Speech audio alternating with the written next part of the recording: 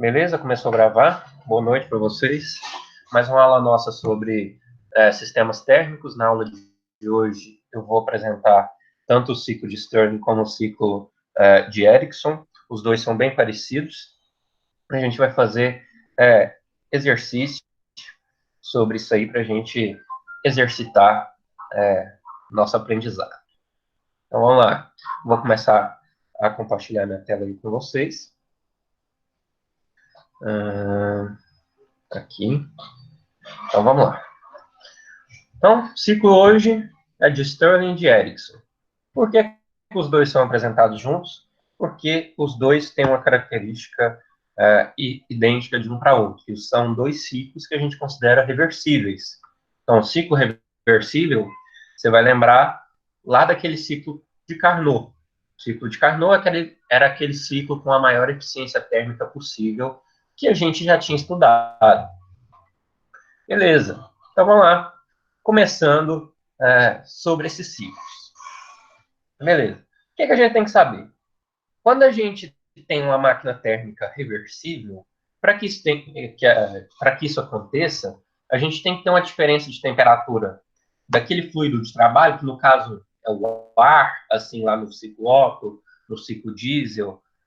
Então, essa diferença de temperatura da fonte de calor e também do fluido de trabalho tem que ser diferencial, ou seja, muito pequena, tem que ser quase zero.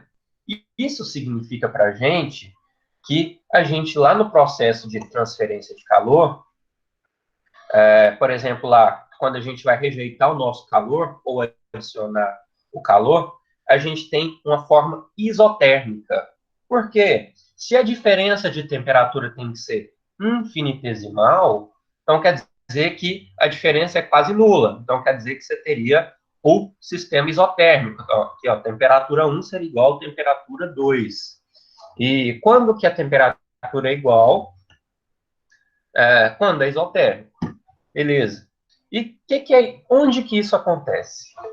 Isso acontece lá no ciclo de Carnot, que a gente já estudou sobre isso.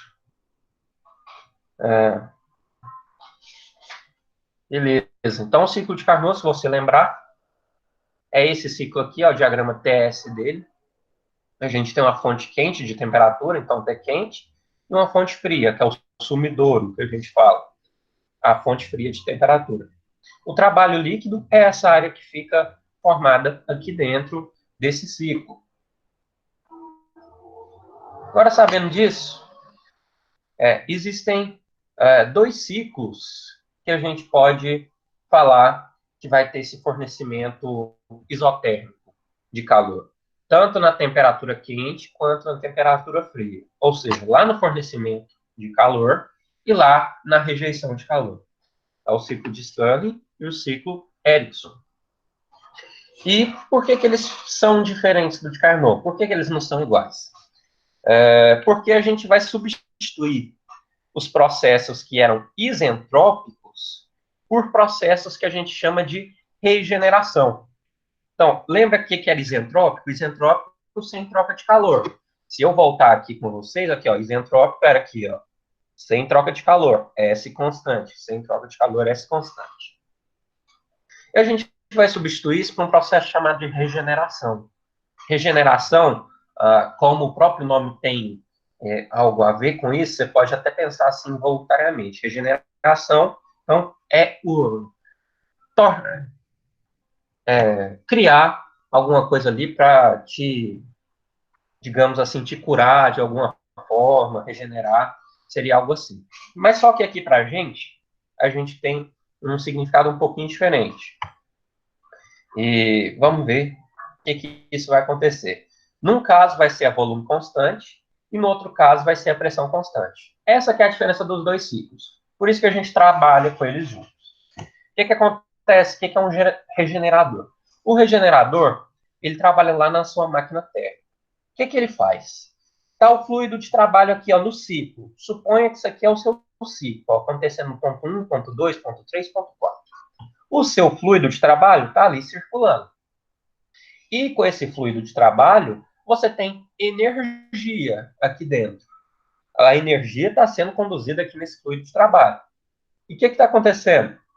O regenerador pega um pouco da energia desse fluido, que está aqui em algum ponto, então ele pega essa energia e vai utilizar essa energia em outro ponto.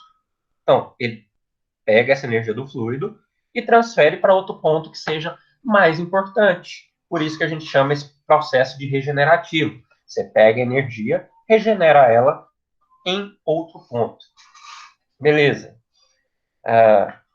Então, aqui esse é o processo que o calor que é transferido para um dispositivo que armazena essa energia, que a gente chama de regenerador, que é isso aqui, e isso numa parte do ciclo. Aí depois ele libera essa energia em outra parte. Essa é a definição. Então vamos ver um pouco mais sobre o ciclo de Stirling. O ciclo de Stirling, ele foi criado, então, pelo reverendo Dr. Robert Stirling, lá em 1816, sendo patenteado, né, nesse ano. E ele fez uma máquina térmica, um motor de Stirling, com a ajuda do irmão dele. O irmão dele era um engenheiro. Então, esse cara aqui é o Stirling. Beleza. E o que era esse motor? Para que eles queriam criar esse motor? Eles queriam substituir o motor a vapor.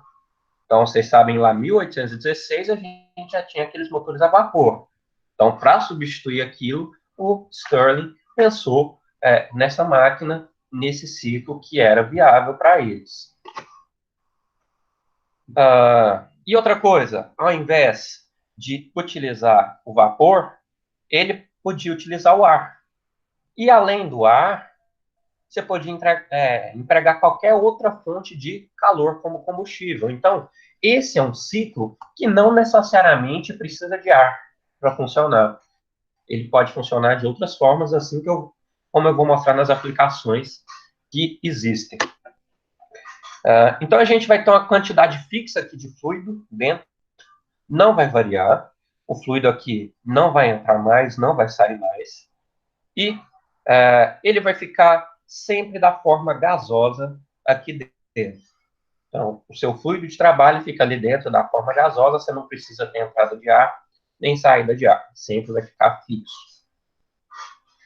Beleza. Na teoria, esse motor nosso aqui, o motor de Stirling, ele tem uma eficiência altíssima. Se a gente comparar ele com o motor Otto ou motor diesel, a eficiência do motor Stirling é muito alta. Por exemplo, lá na década de 50 e 60, tinha uma eficiência de 45%, sendo que o motor a gasolina e o diesel tinha de 20 a 30%. Então, vejam que a eficiência desse ciclo aqui é muito alta. Então, como que funciona?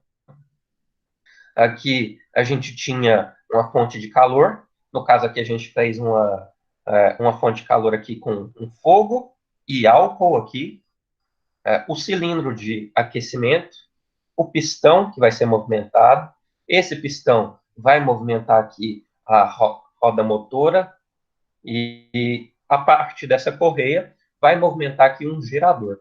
Esse gerador aqui produz eletricidade. A gente vai ver isso um pouquinho mais para frente também. Onde que a gente vê isso? A gente pode ver o ciclo Stirling sendo aplicado, por exemplo, hoje, em veículos elétricos, porque a gente, em veículos elétricos e híbridos, ainda você precisa ter no veículo híbrido, você ainda tem um motor a combustão. E dessa forma, você usa o motor de Stirling nesse motor, porque ele é muito eficiente. E a gente usa isso ainda com biocombustível sólido. Biocombustível sólido foi esse projeto Presser, lá na Suécia. Então, lá em 2007, ainda estavam desenvolvendo esse projeto aqui, que vocês vejam que o combustível que era utilizado era sólido, não era nem líquido, nem era gasoso, era sólido. Onde que a gente vê muito combustível sólido é na indústria aeroespacial. Então, por exemplo, foguetes, eles utilizam combustíveis sólidos. A partir disso aí que eles conseguem ter a eficiência desejada deles. Outra coisa, resfriamento de chip. O que é chip? Chip de computador, chip de equipamentos eletrônicos. Então, eles fizeram uma máquina de Stirling, essa empresa aqui, MSI, para fazer o resfriamento de chip de computador. E isso, o que aconteceu? É uma máquina em miniatura, porque o chip é muito pequeno. Aí o que acontecia? Esse sistema de resfriamento usa o calor do chip, então o próprio chip é a fonte de calor para impulsionar o seu motor Stirling para girar o ventilador que fica ali dentro, ou o seu cooler. Beleza. E também, falando de novo, né? Os motores IP. Esses motores IP, que é Air Independent, ou seja, sem a dependência do ar, eles não precisam de ar. Então, esse ciclo Stirling, como eu falei para vocês, ele não precisa do ar, porque o fluido de trabalho ali é fixo. Então, a única coisa que você precisa é de uma fonte de calor ali, externa. E fazendo essa aplicação, onde que você vê isso bastante? Na indústria de submarinos. Por quê? Obviamente, você não vai ter ar disponível debaixo do oceano. Então, por isso que o motor de Stirling é bastante utilizado. Então, olha aqui, ó, sistema de propulsão pelo motor de Stirling, do tipo Air Independent, ou seja, sem a dependência do ar. Nesse caso aqui, ele fica num compartimento lá dentro do seu submarino. Beleza. Agora que a gente sabe de onde que veio, onde que é usado, agora vamos entender um pouco mais sobre o ciclo em si. O que acontece nele.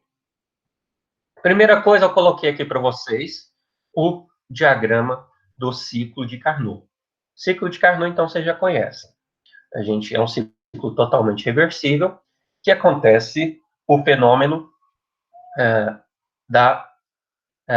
de processos isentrópicos. Então, a gente tem a entropia constante, aqui de 1 para 4, e de 2 para 3 também temos a entropia constante.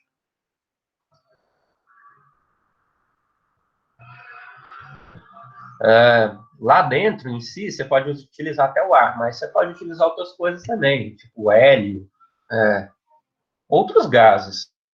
Mas o principal que eu falo para vocês é que não utiliza ar como entrada e saída, mas lá dentro tem alguma coisa. Mas é uma vez que você coloca e depois não precisa colocar de novo, né? Porque vai ser só um meio de fazer isso funcionar. Então, olhando isso aqui, a gente viu aqui que tem os processos de entropia constante, só que na hora que a gente vai para o diagrama de Stirling, a gente vê que isso não existe mais, porque foi o que estava sendo dito no slide anterior, que estava falando que a gente tem um processo de regeneração. A regeneração, então, acontece o quê? Você pega a energia de um ponto do fluido e transporta essa energia para outro ponto. Então, aqui, ó, está acontecendo a regeneração do processo 2,3 para o processo 4,1. E o que acontece nesses pontos? Se a gente analisar aqui o diagrama PV, é que de 2 para 3 vai ser volume constante, e de 4 para 1 também é volume constante. E o que é a característica do ciclo de Stirling? Os processos de adjeção de calor e de rejeição de calor, ou seja, o que entra, o que sai, ou o que é quente, o que é frio, vai ser a temperatura constante. Então, isotérmico. De 1 para 2, isotérmico. De 3 para 4, também isotérmico. E outra característica é que o volume é constante, de 2 para 3 e de 4 para 1. Então, olhando aqui esse ciclo, vamos dar uma olhada. Então, 1, 2. O que acontece em 1, 2? Você tem uma expansão. Por quê? Okay, ó, você está saindo de uma certa pressão superior, indo para uma pressão inferior. E da mesma forma, você está saindo de um volume pequeno e indo para um volume grande. Então, você está tendo uma expansão. E se você olhar aqui nesse gráfico, a gente tem essa expansão a temperatura constante. Então, 1 para 2, temperatura constante. O que é que acontece aqui? É o fornecimento de calor da fonte externa. Como se você tivesse uma chama ali do lado de fora aquecendo isso aqui. Então, esse é o fornecimento de calor. 1, 2. É o que entra, o que é quente. De 2 para 3, a gente tem um processo chamado de regeneração. De 2 para 3, então é regeneração com o nosso volume constante. Olha aqui, ó, 2 para 3, volume constante. Então, vai ter uma transferência de calor do fluido para o regenerador. Então, é como se o nosso regenerador fosse aí, pegasse um pouquinho de energia e guardasse. Suponha que está guardado. Depois, processo 3-4. Processo 3-4, então a gente tem o quê? Uma diminuição do volume e elevação da pressão. Se você diminui o volume e eleva a pressão, você está fazendo uma compressão. Outra característica é aqui, se a gente vê de 3 para 4, temperatura constante, a temperatura da fonte fria. Então a gente está tendo a rejeição de calor, o que sai, que é frio, para a fonte, a temperatura fria, que é o sumidouro que a gente fala. E por fim, a gente tinha aquela energia lá que a gente pegou de 2 para 3. A gente vai utilizar essa energia. Então, de 4 para 1 vai ser a regeneração, vai acontecer a regeneração. A volume constante também, ó, 4 para 1, volume constante. Vai ser a transferência interna do calor de volta para o fluido. Então, eu peguei aqui no processo 2-3, retirei e coloquei aqui de volta. Coloquei aqui de 4 para 1. Agora vamos ver como é que funciona isso. Olha como é que é. Você tem aqui a expansão, processo de expansão. Depois você abre essa parte aqui, troca, fica com a mesma temperatura, comprime, depois abre essa parte aqui, depois troca a temperatura aqui, fica constante, faz o processo de expansão e assim por diante. Então, o que acontece aqui? Ó? Processo de 1 para 2. O que é?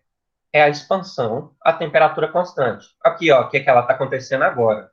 Expansão a temperatura constante. E depois, quando a gente vai fazer a compressão a temperatura constante, é isso aqui que acabou de acontecer. Então, essa é a expansão a temperatura constante. E essa é a compressão a temperatura constante. Na hora que você está trocando a temperatura em si, é os processos aqui de 2 para 3, onde está acontecendo a regeneração, e de 4 para 1.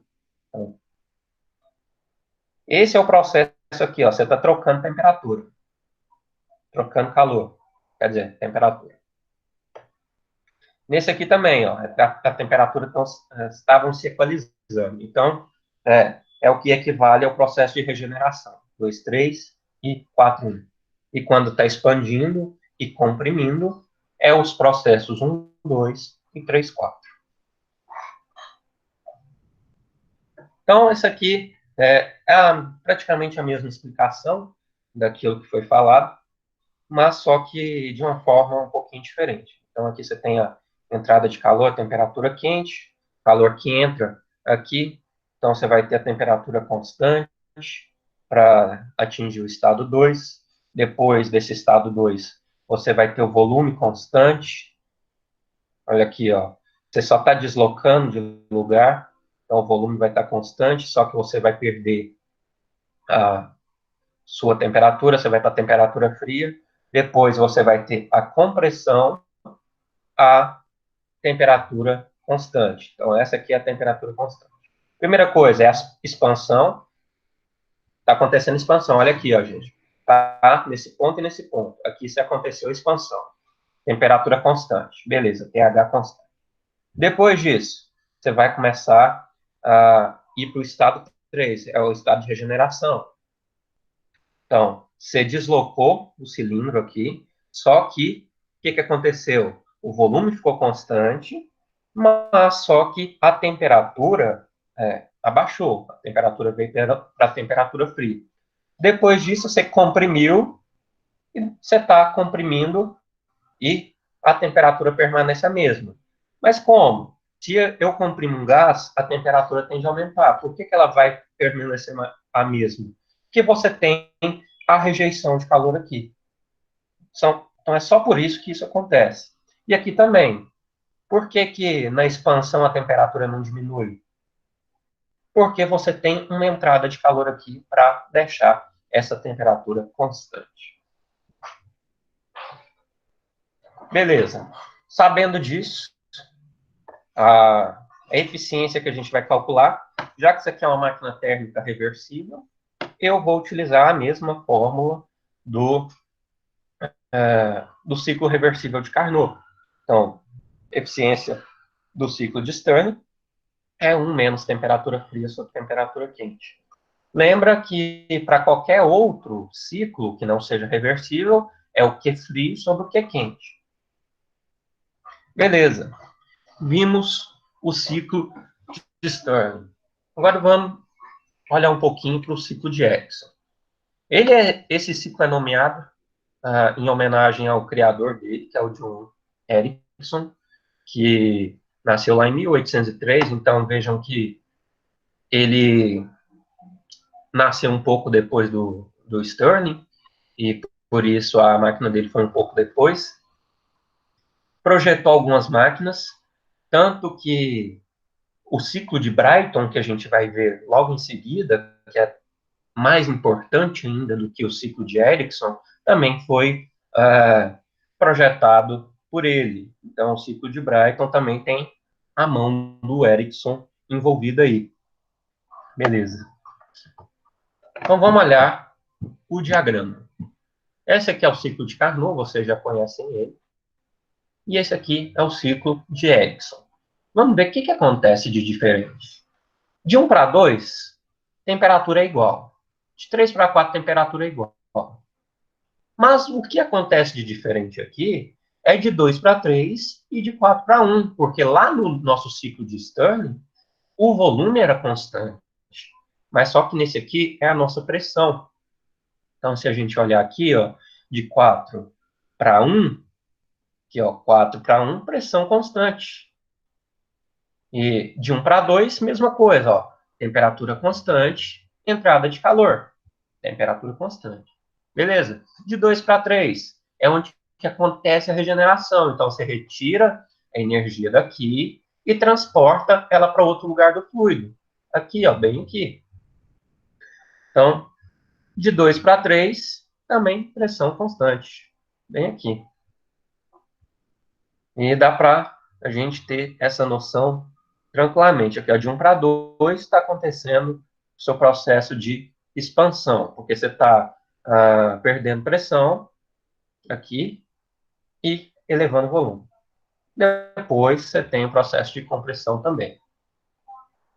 Então, o ciclo de Ericsson ele é muito parecido com o ciclo de Stirling, por isso que a gente conversa sobre os dois juntos, sendo que a diferença é que um vai ser a volume constante e o de Ericsson vai ser a pressão constante. Essa é a principal diferença. Então, essa é a máquina de Stirling, o funcionamento dela. Então, a gente tem a fonte de calor e vai acontecer só que a pressão constante devido ao movimento tanto desse cilindro aqui, desse êmbolo, e desse aqui também, ó. Isso aqui, ó, esse próprio movimento aqui que faz com que a pressão seja constante também, já que você consegue movimentar isso. E como vocês podem ver aqui, é uma máquina, é um mecanismo um pouquinho mais complexo, daria um trabalhinho para vocês calcularem lá em dinâmica de máquinas, né? Então, esse aqui é a máquina que foi projetada por ele lá em 1867. Então, faz um belo tempo. Era utilizado carvão como fonte de calor. Essa própria fonte de calor que fazia o movimento aqui dentro da máquina para girar alguma coisa. Nesse caso aqui parecia ser um moinho, alguma coisa assim. E qual que é a eficiência disso? Exatamente a mesma do ciclo de Carnot, que é a eficiência das máquinas térmicas reversíveis. Então, 1 menos temperatura fria, temperatura aqui que sai, do ponto 4, 3, 4, e temperatura quente aqui do ponto 1, do processo 1, 2. Beleza. Vinícius, Sim. esse cálculo de eficiência aí, 1 menos TF sobre T quente, vai ser sempre só de ciclos reversíveis? Só reversíveis. Caso não seja reversível, vai ser 1 menos QF sobre Q quente. Beleza. Agora, esse exemplo aqui, que está lá no livro, a gente vai fazer esse exemplo aqui, eu vou mostrar para vocês, vocês provavelmente nem vão recordar das coisas que a termodinâmica vai mostrar aqui, mas só que ele é necessário para a gente ver quais são as equações que valem aqui. Então, sabendo disso, vamos lá.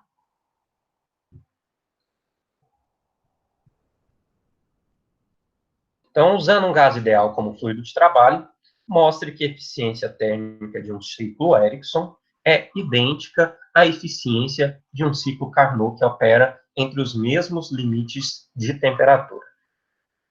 Então, vamos fazer isso aí. Primeira coisa, nossas considerações. A gente sabe lá que no ciclo Ericsson, o que acontece? O calor vai ser transferido para o fluido de trabalho de forma isotérmica, então temperatura constante. A gente sabe disso. A temperatura quente, beleza, lá no processo 1-2.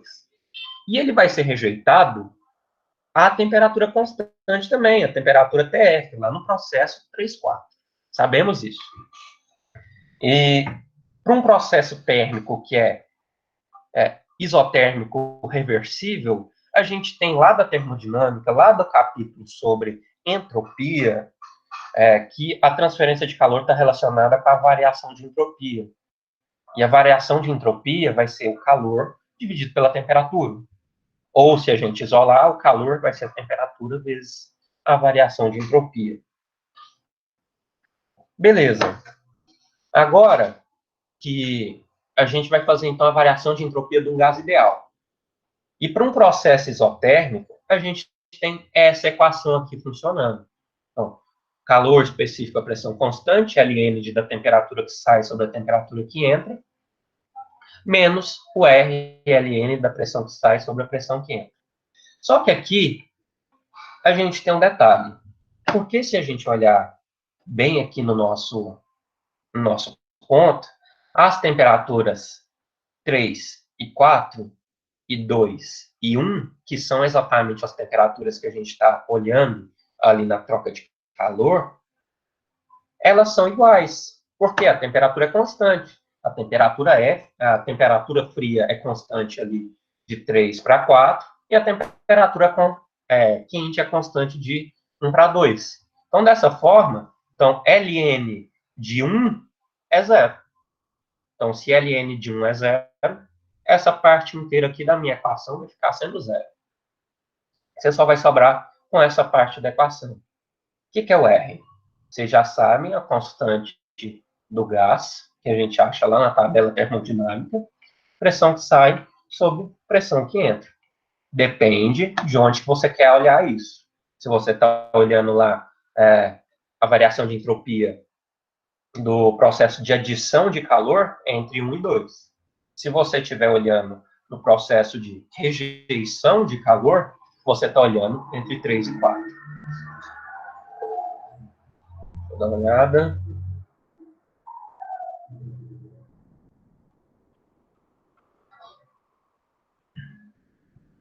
Gente, se vocês quiserem fazer algum comentário, vocês podem também ligar o áudio aí de vocês, porque não é sempre que me notifica aqui.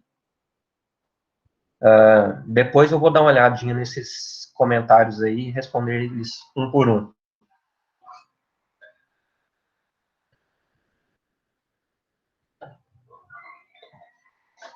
O calor, Então, o que a gente vai fazer? O calor transferido naquele processo lá de entrada de calor, ou rejeitado, a gente pode escrever da seguinte forma. A gente sabe que o ΔS é isso aqui. E como que a gente escreve o calor que entra? É a temperatura quente, vezes a entropia que sai, menos a entropia que entra. E o que é isso? É exatamente o ΔS. Então, se eu pegar esse ΔS que está aqui, eu posso colocar ele dentro dessa equação, que eu vou achar, então, a forma de calcular o calor quente ou o calor que entra. E da mesma forma, o calor frio vai ser o S4 menos S3. Fazendo isso, eu vou achar também essa fórmula aqui.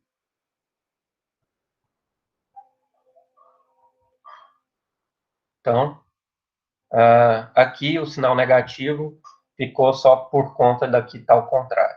Então, por isso que a gente tem negativo com negativo aqui, fica positivo. Da mesma forma, então, a gente pode calcular a eficiência térmica. Se eu tenho o que é o calor que sai e o que é o calor que entra, jogo na minha fórmula da eficiência para qualquer máquina térmica, que é 1 menos o calor que sai sobre o calor que entra, e a gente vai chegar nessa expressão aqui. O que vai acontecer? R é igual para os dois, cortamos o R. P4 sobre P3 é a mesma coisa, vai dar exatamente o mesmo resultado que P1 sobre P2. Dessa forma aqui, a gente vai cortar esse com esse, então vai sobrar 1 menos a temperatura fria sobre a temperatura quente. Por isso que a gente utiliza essa mesma aproximação, essa mesma eficiência do Ericsson e do Stirling vão ser válidas para o ciclo de Carnot também. Então, isso aqui, ó, só lembrando, ó, P1 vai ser igual a P4 e P2 igual a P3.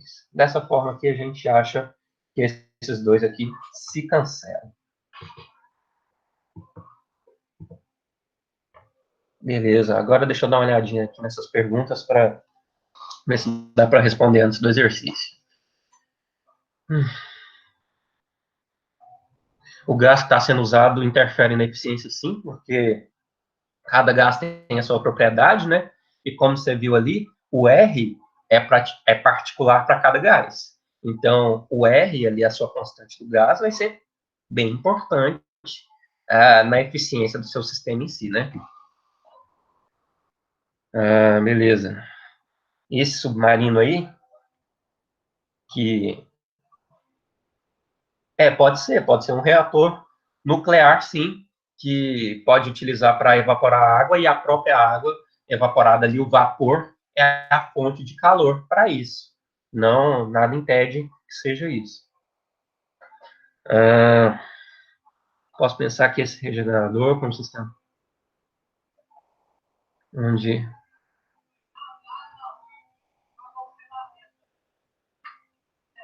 então, o Matheus, você pode considerar assim, lá no processo, no ciclo Rankine, a gente também tem um processo com regeneração. E é basicamente, essa é a nossa função. Você pega ali um pouco do fluido que está numa certa pressão e numa certa temperatura e vai passar isso no regenerador para que você aproveite aquela energia ali de uma forma um pouco mais sábia, só que no futuro, em outro ponto ali do seu ciclo. É a mesma coisa. Agora vamos lá. Fazer o exercício de hoje. Idêntico ao exercício que eu passei para vocês. Então, considere um ciclo Ericsson ideal, com ar como fluido de trabalho. Então, o ar é aquilo que fica dentro ali do meu cilindro, que está em regime permanente. Então, as propriedades ali não vão mudar. A massa é constante e assim por diante. O ar está a 27 graus e 120 kPa no início do processo de compressão isotérmica. Compressão isotérmica, então, aqui, ó, de 1 para 2. Compressão isotérmica. Durante o qual 150 kJ por quilograma de calor são rejeitados. Quer dizer, eu falei no local errado, né? Então era aqui, 3, 4. A transferência de calor para o ar ocorre a 1.200 Kelvin. Então, beleza, sabemos isso. Determine a pressão máxima do ciclo. Então, qual que é a sua pressão máxima que vai acontecer em que ponto? O trabalho líquido, então eu quero saber a área disso aí, como é que a gente calcula o trabalho líquido.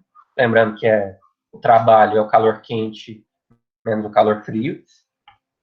E a eficiência térmica. Eficiência térmica é o mais simples de fazer. Se eu quisesse fazer aqui de início, estava de graça, né? Porque a única coisa que a gente precisa para calcular isso é as temperaturas. E as temperaturas a gente já tem. Beleza. Vamos lá. Primeira coisa, a gente vai ver a variação de entropia de 3 para 4. Então, vocês lembram que tem como a gente calcular a variação de entropia aqui de 1 para 2 e de 3 para 4. 3 para 4, então, calor que sai. O que vai ficar? Se a gente vai ter, então, a nossa variação de entropia, aqui, ó, Q34, seria essa temperatura vezes a variação de entropia. Vou mostrar aqui na equação para vocês não ficarem assustados. Olha, é exatamente essa equação aqui. Ó. Eu só escrevi ela de uma forma diferente. E o negativo saiu disso aqui. Ó. Você faz essa conta, para que você ache isso aqui, você vai colocar um negativo aqui na frente da temperatura. Então, fazendo isso aqui, passando a temperatura lá, dividindo, a gente vai achar a variação de entropia, que era importante, o S4 menos S3. Fazendo essa conta, dá menos 0,5 kJ por quilograma Kelvin. Então, essa é a sua variação de entropia. Lembra que a entropia tem o Kelvin aqui embaixo, ou o grau Celsius, dependendo do que você for, do jeito que você for calcular. Então, não esqueçam do Kelvin aqui. Ou, se você quiser também, você poderia fazer dessa forma aqui, ó.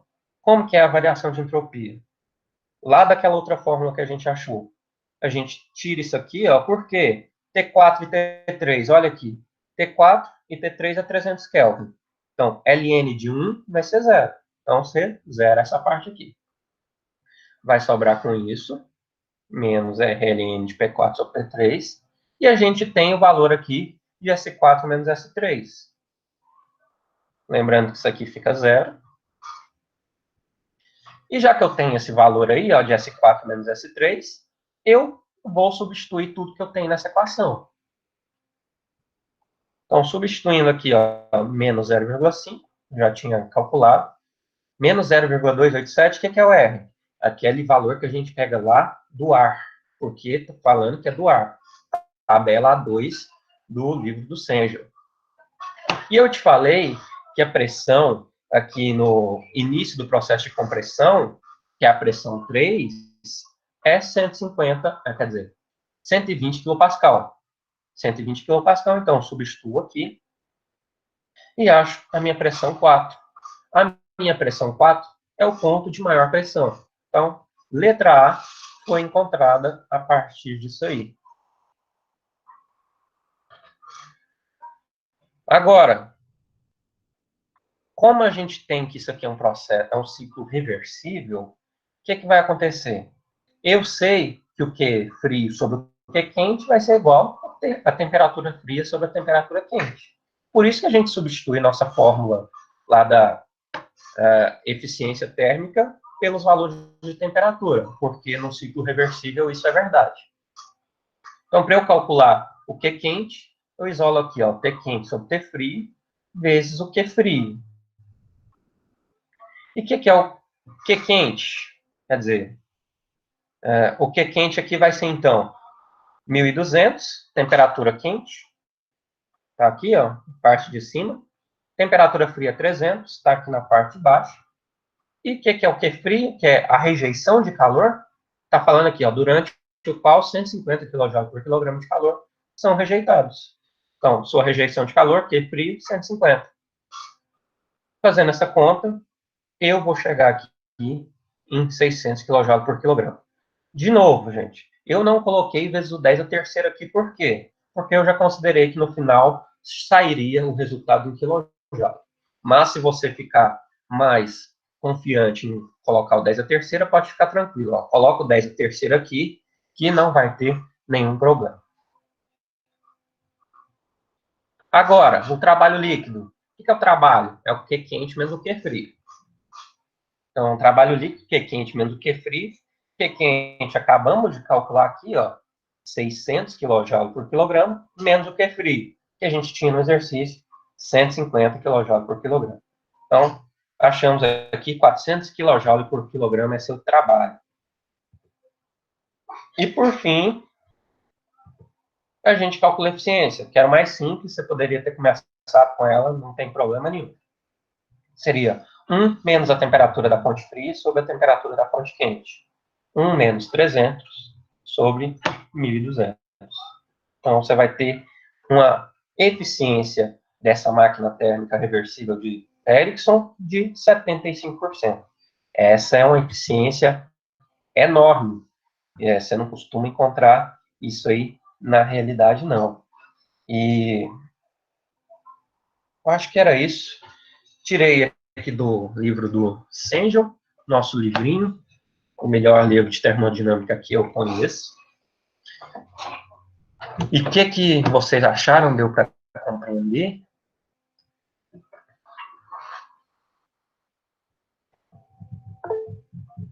Vocês acharam esse ciclo mais difícil, mais simples do que o ciclo Otto, o ciclo diesel? Ele é mais difícil. Mais complexo de entender. Sim. O funcionamento dele não é usual para a gente. Porque o ciclo Otto e o ciclo diesel, a gente vê isso todo dia, né? A gente cresce com um negócio desse. Mas só que o ciclo de Stirling-Erickson é algo muito pontual, muito específico. Por isso pode causar algum estranhamento. Fica complexo de entender a parte de temperatura constante, pressão constante, naqueles exemplos que você deu lá, umas imagens. Ali ficou difícil de entender. Mas Deixa eu vir aqui. Mais Isso aqui, vamos tentar. Isso aí, mais para frente. Essa imagem aqui é o funcionamento do ciclo de Stirling. O que acontece com ela? Pensa aqui comigo.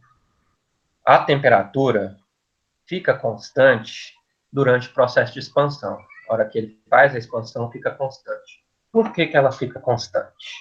Olha aqui, ó. Porque você tirou a parede que estava aqui, ó, e a fonte de temperatura, a fonte quente aqui, vai estar em contato com essa fonte. Por isso que ela fica constante. Então, na expansão, no processo 1, 2, a temperatura é constante porque a fonte está em contato. Então, esses dois aqui estão em contato. E depois, lá embaixo, na temperatura da fonte fria, o que acontece é basicamente a mesma coisa. Você vai ter o contato com a fonte fria. Aqui, ó, vou tirar a parede aqui. Tira a parede, então você vai chegar na temperatura da fonte fria, vai fazer a compressão, mas ainda está em contato. Por isso que a temperatura é a mesma aqui.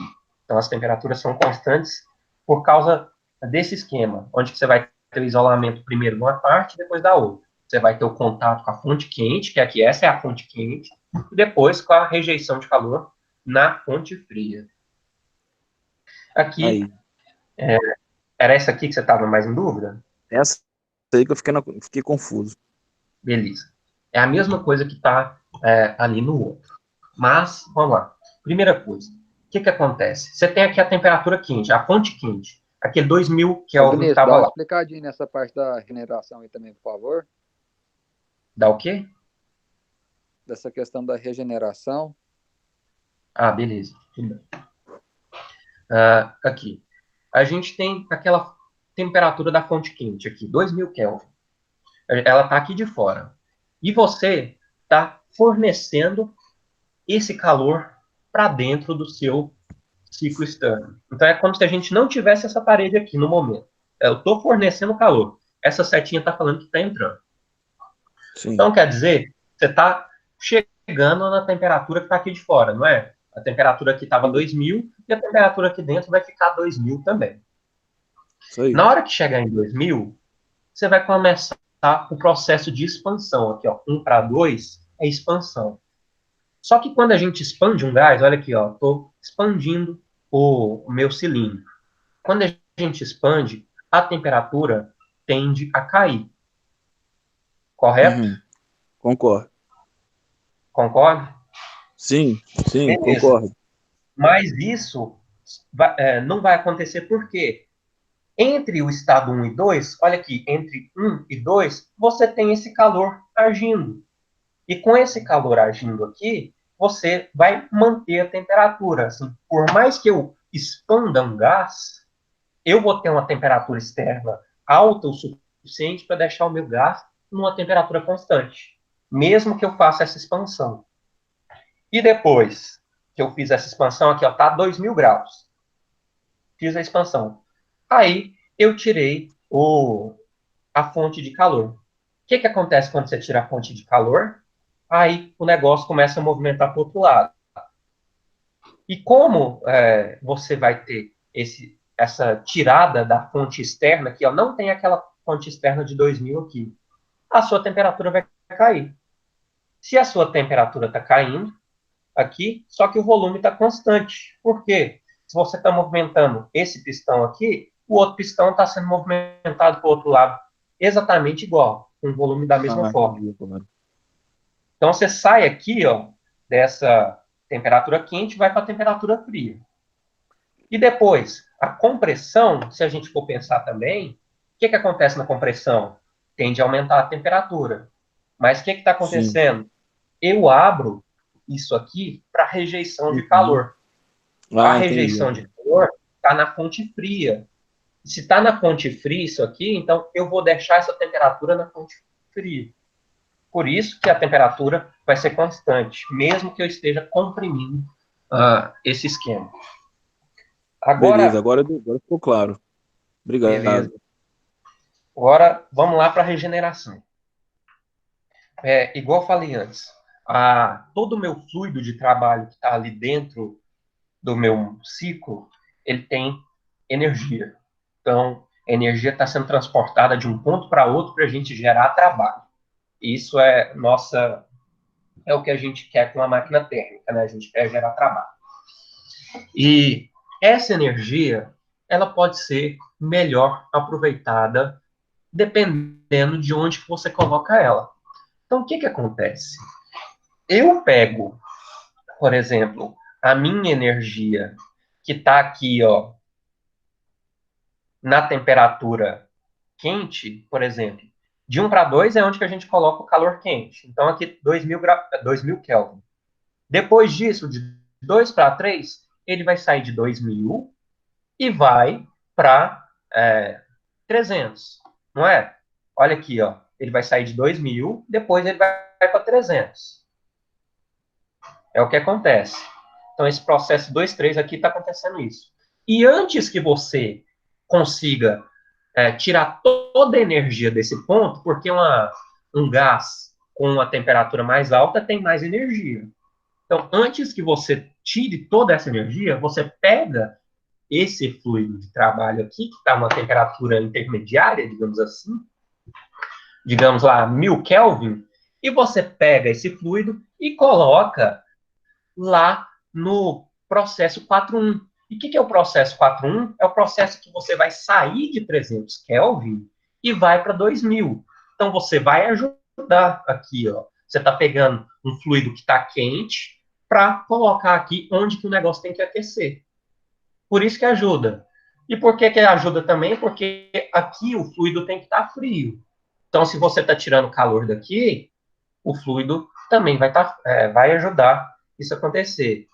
Então, aqui, ó, na hora que ele tem que aumentar a temperatura, deixa eu esperar aqui voltar, ele diminui a temperatura aqui, está com pouca energia, usa a regeneração e a fonte quente. Por isso que ele chega mais rápido ali na temperatura quente. Então, você pega a energia que está aqui, ó, temperatura alta, e manda para cá, onde que a temperatura tem que esquentar. Você vai sair da temperatura fria e para a temperatura quente. Consegui explicar ou não? Beleza.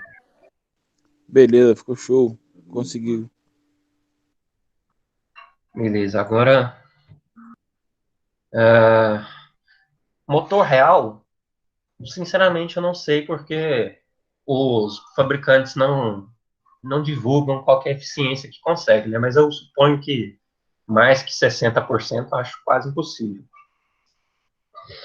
Ah,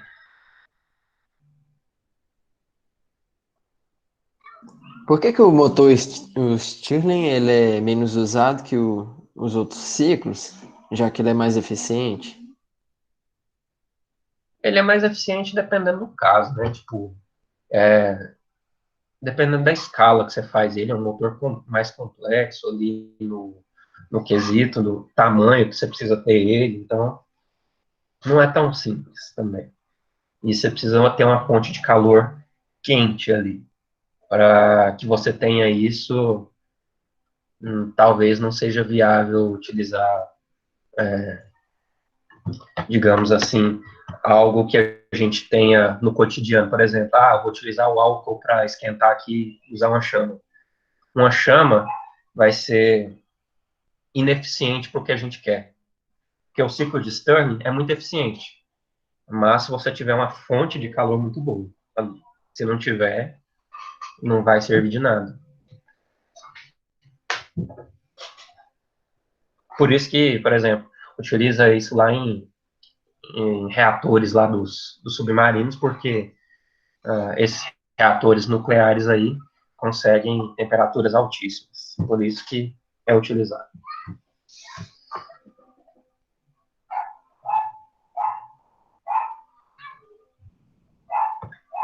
E aí, pessoal, mais perguntas?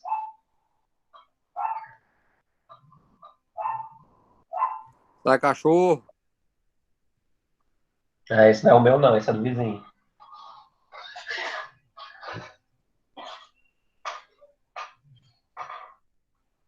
Acho que então, pessoal, boa noite para vocês. Qualquer dúvida que vocês tenham, vocês podem procurar. O exercício que eu deixei para vocês hoje é idêntico, então é só para você treinar. Treina a fazer ele, não tem nenhum segredo. E um abraço para todos.